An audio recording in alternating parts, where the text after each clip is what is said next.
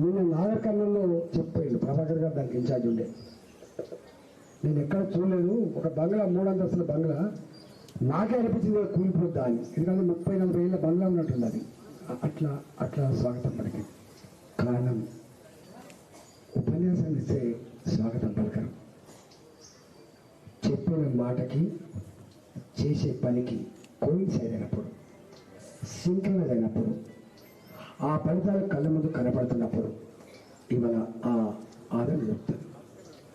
మీరు చూసాను చాలా చాలా సందర్భాలు.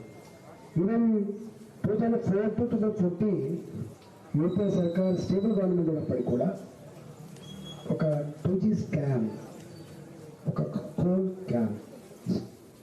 కోల్ స్కామ్ మంత్రినే జైలుకి పోయే సందర్భాలు చూసిండు, ఎంపీలు జైలుకి పోయే సందర్భాలు చూసిండు, అధికారులు కూడా జైలుకి పోయే సందర్భాలు చూసిండు. కానీ 10 సంవత్సరాల ఈ కాలంలో ఈ దేశంలో ఎక్కడ కూడా ఒక స్కామ్ లేకుండా, మనం తలదించుకునే పరిస్థితి లేకుండా భారత జాతి గౌరవాన్ని ఆలోచించారు. అనేక ఆస్పెక్ట్స్ ఉంటాయి గవర్నమెంట్కి అనేక ఆస్పెక్ట్స్ ఉంటాయి. అలా ఒక ఆస్పెక్ట్ డెవలప్మెంట్ విషయంలో ఎప్పుడైనా కల్పన ఉండనా? ఈ భారతదేశం ఈ కంప్యూటర్ యుగంలో, ఈ రాకెట్ సైన్స్ యుగంలో నా గ్రామీణ ప్రాంతాల్లో ఉన్నటువంటి నా ఆడపిల్లలు చెంబు పట్టుకొని బయటికి పోతున్నారు. ఆ చెంబు పట్టుకొని బయటికి పోయిన ఆడపిల్లకు వెనకట్లుగా కంచెలు లేవని, గుట్టలు లేవని, సాటి లేదని చాలా తలదించుకునే పరిస్థితి ఉందని చెప్పి ఇవాళ ఆలోచించలేదు. స్వచ్ఛ భారత్ పేట గ్రామీణ ప్రాంతాల్లో చిన్నదే కావచ్చు కాక, ఇష్యూ చాలా చిన్నది కావచ్చు కాక, కానీ నా భారత జాతి ఆడబిడ్డల ఆత్మగౌరవం కాపాడే బిడ్డ మోడీ గారు అని చెప్పి అంటున్నమాట. వాస్తవంగా ఆలోచించండి. నేను చెప్పండి కదా, ఆలోచించలేదు. ఇవాళ స్వచ్ఛ భారత్ చీపుగడ్డ ఊరుతుందా అని చెప్పి మాట్లాడుతూ ఉండొచ్చు. ఇవాళ మీకు తెలుసు, మీరు ఆలోచించండి. గ్రామీణ ప్రాంతాల్లో ఇవాళ ఏమాత్రమైన అభివృద్ధి జరిగితే అది డబ్బులు మనవే, ఎక్కడ డిస్ప్యూట్ లేదు. నేను ఎప్పుడు అంటుంటా, మోడీ గారు తన ఇంటికి తెచ్చిపెట్టాడు, కేసీఆర్ గారు తన ఇంటికి తెచ్చిపెట్టాడు. మనం కట్టిన పన్నుల డబ్బు అది కేంద్రాలు కడుతుండొచ్చు, రాష్ట్రాలు కడుతుండొచ్చు, కానీ ఆ డబ్బులైనా దేనికి ఖర్చు పెట్టాలనేటువంటి ఆలోచన ఉండాలి. మీ గ్రామాలలో వేస్తున్న సిమెంట్ రోడ్లు కావచ్చు, కట్టిన మోరీలు కావచ్చు, చౌరస్తాలో వెలిగిన లైట్లు కావచ్చు, నా ఆడబిడ్డల మహిళా సంఘ భవనాలు కావచ్చు, నా గ్రామ పంచాయతీ భవనాలు కావచ్చు, పచ్చగా ఎదుగుతున్న చెట్లు కావచ్చు, ఇవన్నీ కూడా కేంద్ర ప్రభుత్వం మీద తప్ప ఇక్కడ ఇది కావు. కానీ నంబర్ వన్ అని ఉపన్యాసం ఇచ్చిన మాత్రమే అన్నీ చేస్తాను.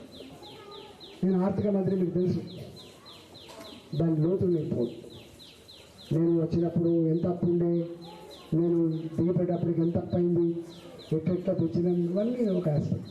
సరే, మేము డెవలప్మెంట్ కోసం అని తెచ్చినాం. అంటే గ్రామీణ ప్రాంత ప్రజల మౌలిక సమస్యల మీద ఎట్లా దృష్టి పెట్టిందో ఆలోచించండి, పాలకుడిగా, పార్టీగా. రెండవది, ఇవాళ మీరు వాడుతున్న సెల్ ఫోన్స్, మీ ఇళ్ళలో ఉన్న టీవీలు అన్నీ కూడా మనకు క్రేజీ ఉండే imported, made in Japan, made in China, made in America, made in Germany. Today made in India. రక్షణ రంగంలో కావచ్చు, ఎలక్ట్రానిక్ రంగంలో కావచ్చు, విప్లవాత్మకమైన మార్పు వచ్చింది ఈ దేశం, గుర్తుపెట్టుకోండి. ఇప్పటిదాకా వారు ఎవరు మాట్లాడి చెప్పిండు, భారతదేశం అంటే థర్డ్ వరల్డ్ కంట్రీ, మేధావుల దృష్టిలో పేద దేశం. ప్రపంచ బ్యాంకు షరతులకు తొలగి భారత ప్రజల ప్రయోజనాలను పనంగా పెట్టి అప్పు చేస్తూ డిబేట్ చేసాం మనం. ఇవాళ వరల్డ్ బ్యాంక్ అప్పులు లేవు, వరల్డ్ బ్యాంక్ నిబంధనలు లేవు, నో ఏషియన్ డెవలప్మెంట్ బ్యాంక్. ఇవాళ భారతదేశం తన సొంత కాళ్ళ మీద ఎదగలిగేటువంటి స్థాయికి వచ్చింది. జిఎస్టీ, ఈ మేధావి గారు చెప్పిపోతున్నా, జిఎస్టీ ఎప్పుడు స్టార్ట్ అయింది? యూపీఐలో స్టార్ట్ అయింది. కానీ ధైర్యం చేయలేదు. 2014 మేడ గారు వచ్చిన తర్వాత నథింగ్ డూయింగ్ అమలు కావాల్సిందే. ఈ దేశం పురోగమించాలంటే డబ్బులు ట్యాక్స్ చేయబడితే ఈ దేశం బాగుపడదని చెప్పి ఎక్కడొక్కడ కఠినంగా తీసుకోవాలి. పవర్ ఓరియంటెడ్ పాలిటిక్స్ చేయొద్దు, పీపుల్ ఓరియంటెడ్ పాలిటిక్స్ ఉండాలి. ఈ దేశం జనాభా పెరిగిపోతూ ఉంది, కానీ అంతరాలు కూడా పెరిగిపోతూ ఉన్నాయి. ఈ అంతరాలు తగ్గాలంటే ప్రపంచ చిత్రపటం మీద అడుక్కునే దేశంలో ఉండొద్దంటే ఈ బోర్డ్ ఆఫ్ కాల్స్ అని చెప్పి భావించి జిఎస్టీకి వాళ్ళు పునాదేశం. నేను అలా 5 సంవత్సరాలు పనిచేశాను. మొత్తం 29 రాష్ట్రాల ఆర్థిక మంత్రులు మేము 5 ఏళ్ళు పనిచేశాను. అందులో అనేక రాష్ట్రాలు తిరిగినాం, అనేక దేశాలు కూడా తిరిగినాం. అందులో ఒక దేశం గురించి మీకు చెప్తా, ఆస్ట్రేలియా. మనం అనుకుంటాం అమెరికా ఎంత డెవలప్ అవుతుంది, ఆస్ట్రేలియా ఎంత డెవలప్ అయింది.